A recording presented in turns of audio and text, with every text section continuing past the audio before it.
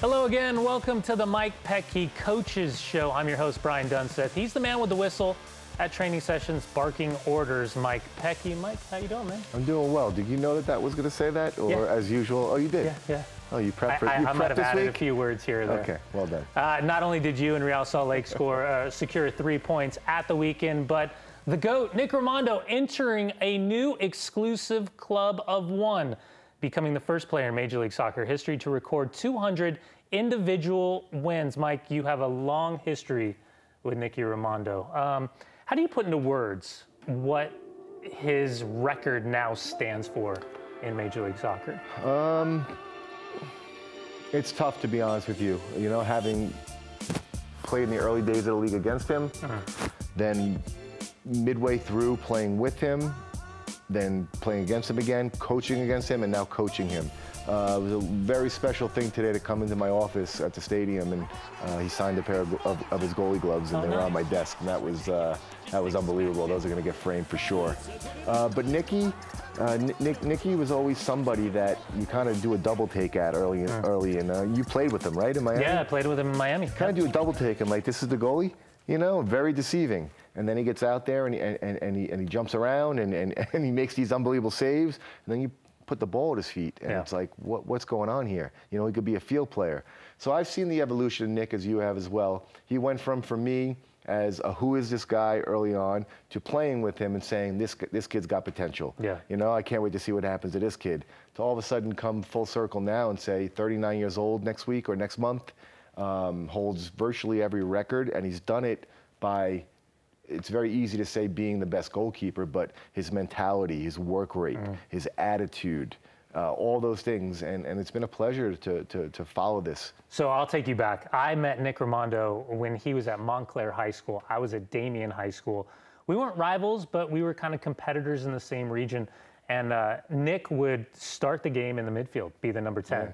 And if they go up a goal, then he would jump in goal in the second half, or vice versa, depending on the opponent. Then when he went to UCLA with Carlos Bocanegra and that whole crew out to Loma Arsenal, and then to be traded down to the Miami Fusion and have Jeff Cassar at the time and have Nick Rimando battling out for that top spot.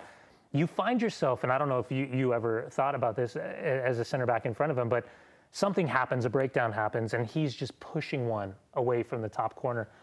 And you're like, in the hell how did he do that? Yeah. And just to see his speed, his athleticism, his train of thought, how he barks his orders, and he's very clear and concise about what he wants in front of him, how he's seeing the danger.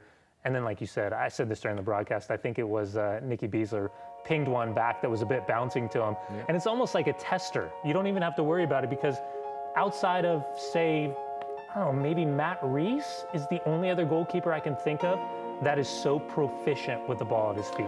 Well, that's the thing to me, you know, when I look at goalkeepers when I played from a playing standpoint, and also now from a coaching standpoint, they're all there because they could save the ball in one aspect or the other. Some better than others, but they have those reflexes. But to see how good he is with the ball at his feet, that's an eye-opener to me. Yeah. You know, that he could step onto when we play 5v2 the boxes, or I have this possession game that we play that we have a goalie at each end, and they have to go through the goalie and go the other side, blah, blah, blah, and how seamless it is and how, you know, effortless it is.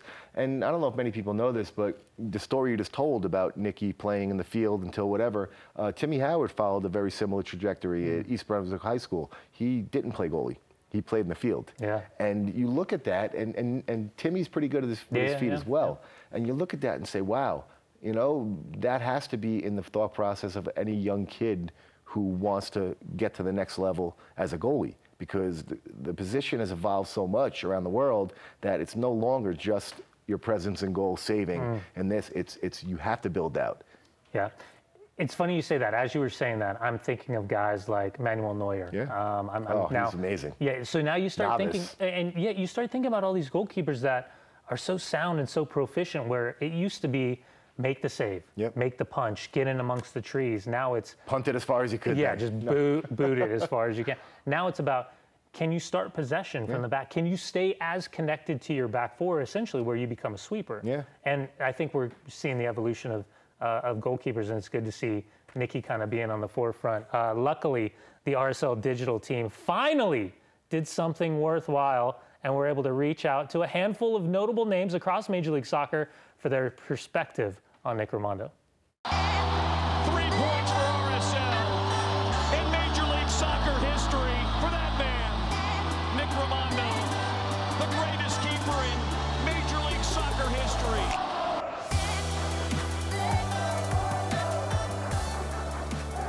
At what point did I realize he might be a different kind of player? Well, he's a goalie and they're all a little bit strange, so you knew from the start that he was going to be a different kind of player. You could just tell there was a quality and an enthusiasm and an athleticism to his game. Well, I always knew he had a talent. He was always obviously a young player coming up, very eager.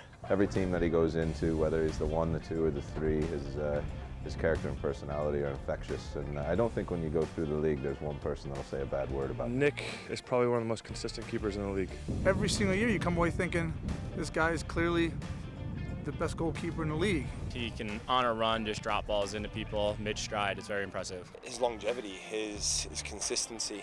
And the consistency to be able to do it for so long, and which obviously has now allowed him to get into these high numbers of shutouts and games and saves and all that fun stuff is frustrating for the mere mortals. You know, Nick is a special goalkeeper, and he has been for years. And he's a great guy out the field too. So, you know, with all that being said, you know, he definitely deserves all the accolades he gets. I think what makes Nicky special is his ability to be a goalkeeper when he's 4'11". You know, a lot of people always comment on his size. That was the worry. You know, goalkeepers are usually tall and you know, kind of bigger. The goal is very big, and he's not the biggest goalkeeper. He was very good at learning how to play against some bigger and stronger and faster players, and if you go back and you ask anyone about his ability, they'll say he's one of the very best MLS has seen. Back when I watched him play at UCLA, he always had this uncanny ability to save penalties. The way he saves penalties, that speaks for itself, you know. His record on PKs is unprecedented. When you can have that kind of staying power, that kind of longevity, and success consistently, that's when they start putting the label of great behind your name.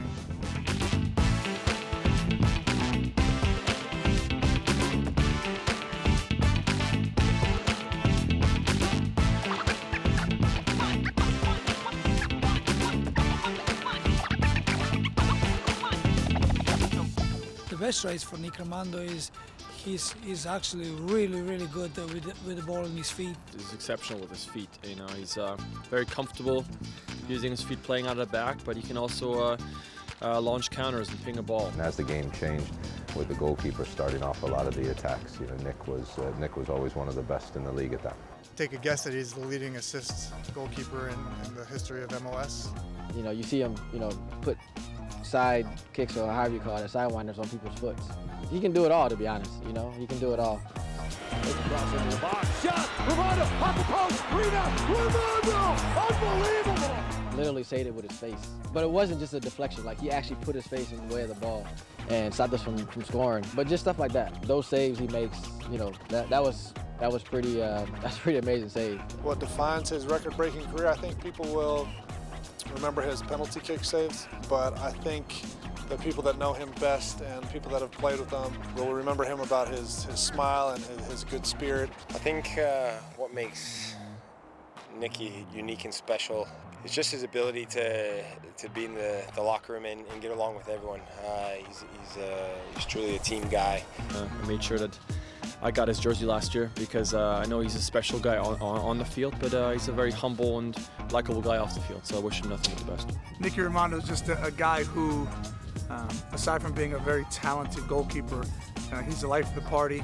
He's a team jokester. Just as a human being, he's one of the greatest people I've ever met. Some great laughs. Probably some memories that can't really be spoken about on camera, but it's been fantastic to see such a wonderful guy have such a great career.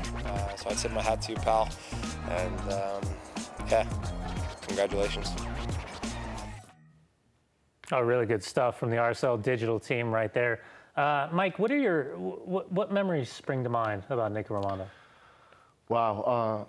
Well, on the field, 2004, I remember the Eastern Conference Finals to go to MLS Cup. Played New England at home, and when it got to penalty kicks, as soon as that whistle blew for penalty kicks, I remember distinctly a handful of guys, Ben Olsen, myself, Jaime Moreno, kind of looking at each other going, we're going MLS Cup. You know, because we've seen him in action in the penalty kicks, and we knew that. And the other one on the field, save-wise, is the save last year against Clint Dempsey at home when Nick was on the post setting his wall, and the referee never blew the whistle or for 10 yards, and the quick kick, and how quickly he got across that goal and made that save. But off the field, when I got traded to DC United from the Metro Stars in 2003, one of the first people to reach out to me when I got down there was Nick Rimando. And I remember being invited over to his house and playing ping pong until all hours of the night, almost 3-4 times a week. And he cooked these zucchini slices on the grill. And he just loved the grill, and he loved to cook. And a lot of what Carlos Bocanegra and guys like that just said, it's so true, his smile's infectious. He's a locker room guy. He's a very welcoming guy, and he certainly made me feel at home. Yeah, same thing. When I got traded down to the Miami Fusion, I stayed with he and Lazo Alavanya and a little Kyle Beckerman. Way back in the day. So Nick's always been the beginning of the Dreads. Beginning of Dreads, early Dreads. But Nicky, incredible human being. So as Rimando reached this ridiculous milestone, it got us thinking about player mentality. You hear kind of this cliche of playing not to lose from couch general managers out there on the internet. Yeah, I'm looking at you. Do you think there's such thing as a big game performer or the opposite? Yes, 100%. So what would be, how would you describe a big game performer? Is it just experience? No. Or is there like an aura? Is there like a confidence? Is there like a rah-de-rah about them when you know you're up for a big battle? Well, for me, it starts with a very simple answer. It's in the question. A person who shows up in those big moments and performs. And you could talk about what that performance is, you know, if you're talking about, say, someone like us in our heyday. You know, I think I've gotten the zone many times, but my zone is down here somewhere, you know, whereas opposed to, you know, Messi or someone play, their zone is on top of the roof. I think everybody has gotten into the zone or has been a big game player at some point in their career. Just a matter of how you define, based off of their talent, what that big game is. Do we change? Now, this is interesting. So to, I guess, come back on a different scale, do we now judge players based on their salaries? MLS Players Association just released the salaries. Do we judge those who shrink under the pressure based on their salaries? Is that an indication? Are you saying do I or does society? Do you find yourself listening to conversations where people will judge players and say, oh, he's not a big game player, and look at how much money he's getting paid? Of course, I listen to those conversations. I think they're ridiculous for many aspects. First, you can't. Do it. Just say it. Just say it, Petke. Just say it. At some point, every general manager, every coach specifically, gets a player wrong. Or perhaps a player's valued at a certain thing because of the market value. I think releasing player salaries is, whereas when I played, I thought it was good. I don't like it right now. Because it puts unnecessary pressure. It gives locker room talk. You know, he's making this, he's making that. Where, as a coach, I'm looking for the best out of every player, and anything coming from the outside that could... it's a distraction. That could be a distraction I don't need. Having said that, is that you should judge a player based off of the circumstances, what he's there to do. The amount of things that I read about certain players that I coach right now, certain players that I coach in the past, certain players that I've played in the past, that they are not good or they're not as good as the hype or they're a bust or whatever. And it makes me laugh, some of these things, because a lot of this is coming from people who either A, know nothing about soccer and have become the casual fan, or B, think they know something about soccer when they really don't. They don't know the ins and outs. They don't know what the expectations. They don't know the game plan. They don't know this and that. So I think it's a bit unfair. I don't tend to judge unless it's a really big name player and I put my name behind it, and then I'm going to get in trouble. Maybe I'll care then. But salary, to me, the first thing I said when I came in and actually a former player which I won't name him because I don't know if he actually is a former player of RSL yet, he actually said in his first interview after my meeting is that I walked in and I said, I don't care what your status is. I don't care if you're a DP, if you're a rookie. I don't care if you're on $1 million or $40,000. You know, I'm going to play the players that I feel are going to help the team. Yeah. So I never really looked at salary. I'm sorry, Brian. I look at salary when I go in and meet with Mr. Hansen and Craig, and we look at the salary cap, and maybe I'm getting in trouble for certain things, but overall, I don't. Do you find it... Okay, so I found something fascinating a few years ago. Because us as players, when we played, there were so many things happening off the field that we had to compartmentalize, right? I remember one time I found out my girlfriend was cheating on me, and it was literally like 45 minutes before I left for the stadium for a game. I know, bring it in, bring it in. It was okay, it was a long time ago. It's all right. But I remember in my mind, Thomas Rongen doesn't care that my girlfriend broke up with me. I wouldn't either. My job is to keep the ball at the back of the net for 90 minutes in between these white lines, and there's absolutely nothing else that matters. And I had to compartmentalize that for the game. Yep. So I've said this on the air a few times. There's certain things where we just have to remember as viewers that there's going to be issues that you deal with. Yep. There's going to be issues that the players deal with, and we have to judge them on the 90 minutes. But then we have to think bigger. How do we judge this group collectively over the course of the season and not get caught up with the ebbs and flows and inevitably the highs and the pitfalls of an MLS season? Well, it's interesting you brought that thing about with the you and girlfriend Thomas. Yeah, the breaking up girlfriend. on me? Oh, okay. Cheating on you, whatever. I've had even just this year alone, much less last year, much less my first gig, amount of players that have come to me and said anything from players from a foreign country saying my wife's not happy here, and you could tell in the way they're playing in practice. You know, my kids aren't adjusting right. I'm somebody in the office as recently as last week when something came up in the office. What can I do to help you? You know, let's figure this out. Where do we have to go? But once you step on the field, man, let me tell you something, Bri. I go to practice every day. My wife is sick of me. My kid is sick and sitting right there behind there is asking, you going away again this weekend to Philadelphia for 3 days? This is my job. I don't bring that baggage too. And I understand that everybody is different, and I'm a very emotional person as well. And don't get me wrong, when I'm in training or in meetings before, there's a lot of things on my mind personally. But I don't accept from myself as much as anybody else who we're paying, and I know they're doing what they love to do, and we want to win, to let that affect. I get that it does, but that's not who I am. So I wouldn't have cared either. Okay. I would have put my arm around you and said, let's talk about this. You. And if I really felt that it was affecting you, perhaps I would have had a conversation, say, bro, you're not going to play this game. You know, sit down, you know, go have a beer or something. In the corner. Go cry in your beer, all right? And then be ready for next game. But I would be there for you. I appreciate it. But at the end of the day, just because I'm there for you and understand that situation, I'm not going to let it affect my team. Yeah, it's interesting. There's so many different layers of the conversation. Training.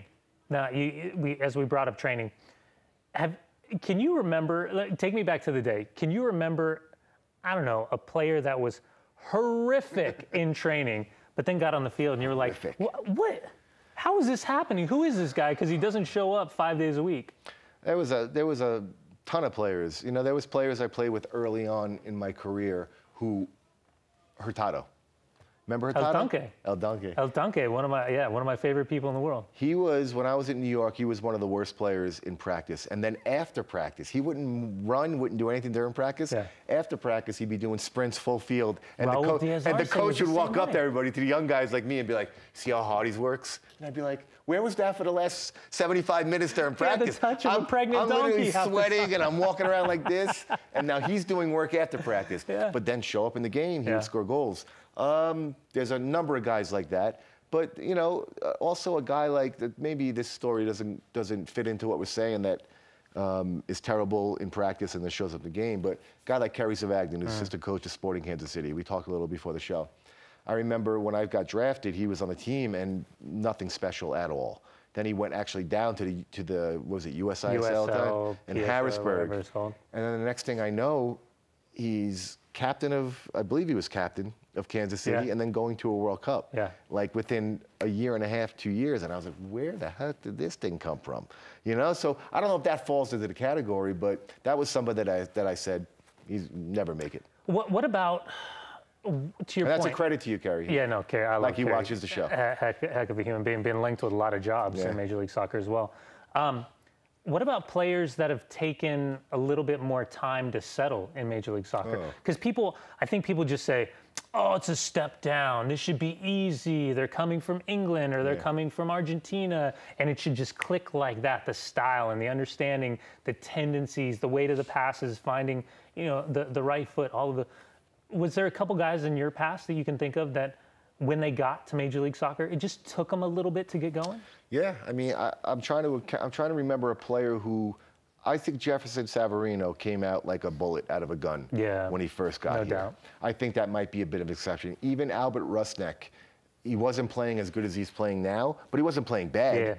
You know, there's always an adjustment period. But then you go back to guys that I coached, Tim Cahill. Tim Cahill was crucified in New York, you know, his first couple of months here. Was that because of Rafa? Because of Rafa failed? And they thought, oh, here comes another guy. He's not the caliber of Thierry. He's more of a grit and a determination type of player as opposed to a luxury $5 million player? Well, first of all, I didn't say Rafa failed because... Oh, I said Rafa failed. There might be a knock at your door tonight. Fantastic luchador wrestling match with Landon Donovan in the playoffs. Oh, my God, that was awesome. I was front row center for that. Tim, I just think that when he came over, he didn't really know what to expect. It took him a while to find his niche. And then 4 months later, when the new season starts, or 5 months later, he's our leading scorer through most of the season and killing it. Perhaps one of my most valuable players that year. So it took him a little while. Christian Gomez, you mentioned earlier. Yeah. You know, I was front row and center playing with him in DC United, and you reminded me, and I didn't remember it at first, but now thinking back to it, is that he was one of the best players I have ever played with on the game day. Game day. But during the week, he was kind of like I know what's the most important. It's on Saturday. You know, and Peter Novak, who was the coach at the time, he realized that pretty quickly. This guy shows up every Saturday. So even though as hard as Peter was on players, he still got on him. You mean like ice hands? But it was Oh, ice hands. Ice hands. Sorry. You know who, Javi, people forget, Javier Morales, Jameson Olave, it took them a little bit to acclimate. Oh, Olave, that's a good one. Olave's probably going to kill me in the office tomorrow. But yeah, when I coached him in New York, he was definitely, I could think of right on the top of my head right now, some practices that he was just kind of going through. Jameson, I'll say this, everybody thought back in the day I hated Jameson. I was so insanely envious because his physical attributes are like nothing I've ever seen as a center back. And you would watch him play, and you're like, I can't even imagine being a striker, being up against that. Yeah, and like how many times he and Brian Ching picked up yellow cards or red cards because they were just battling back and forth. And one of my favorite Olave stories was this is when I was a first-year coach. We played at that Desert Diamond Cup in Arizona preseason, and they had an Audi car that was about 30 yards out on the sideline. It was a sponsor. And Kenny Cooper, we were playing against Kenny Cooper. Nicest guy ever. Nicest guy ever. And he made a run down that wing, and Olave just did what he always did, the slow jog until he timed it perfectly. His head pops and then out. just took off, and he hip checked him on the roof, on the hood, on the hood of the Audi right up against the glass. And both benches jumped up. We were jumping up like, is he going to get a red card now? And he jumped up. What is going on? I've never seen anything like this. But he was a gamer, you know? He hammered people, and he did his job. When he started running, when he really ran, got the freight train going. His head pushed out, and then I was like, oh yeah, he's gonna get going.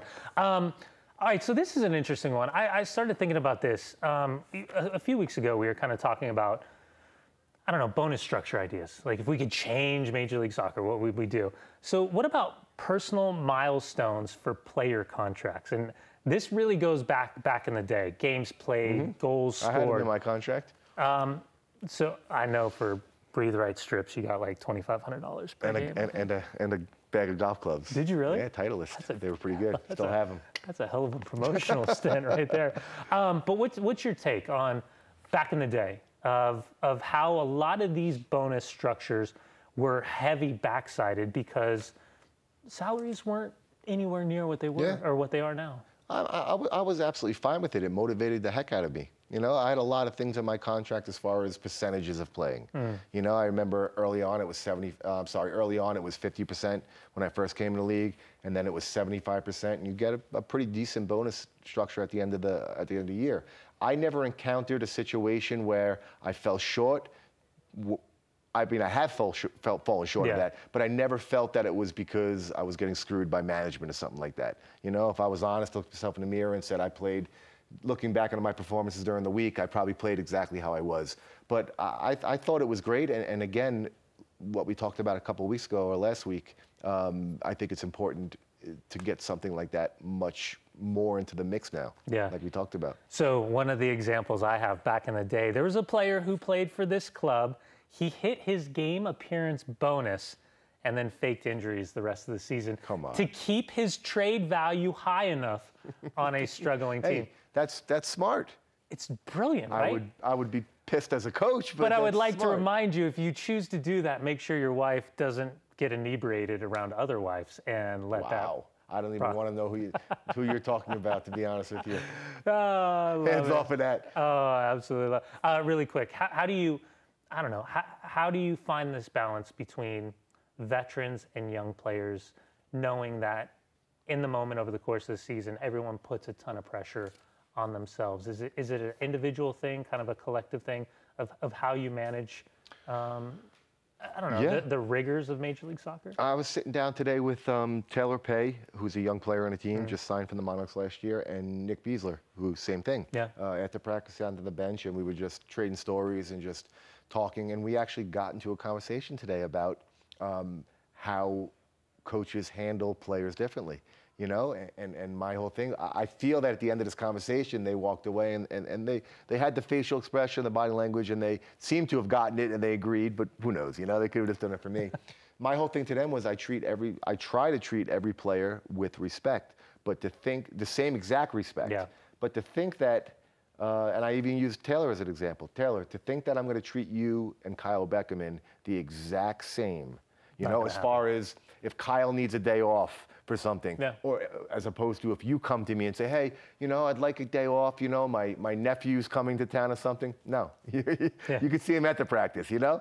So there's, you know, I've never had a problem with it. I think that one thing that I need to do better with is reach out personally and individually to every player on the team on a certain basis. I feel I touch every player as far as verbally and communicating, but you know, there's so much else going on in a coach's mind that sometimes you realize, wow, I haven't talked to that player personally in a month and a half, and then you know, it's crazy. But there is difference that you have to treat them, but for me, respect is you treat everybody with the same respect, the same, you know, mostly the same rules, you know, and the same expectations. And all we ever wanted was honesty, right? Honesty. That's it. Hey, that's it for this edition of the Mike Petke Coaches Show. Thanks for watching. Remember, start your Saturday off, Utah Royals versus Houston Dash, Rio Tinto Stadium, 1:30 p.m. on Lifetime. Happy birthday, Laura Harvey. Real Salt Lake at Philadelphia Union, 5 p.m. on the RSL on KSL app, and ending your night with Briggsy and the Real Monarchs on the road at Las Vegas. Lights 9 p.m. See you guys next week. Briggsy in Vegas. Oh my gosh. Briggsy in Vegas. Good luck, son.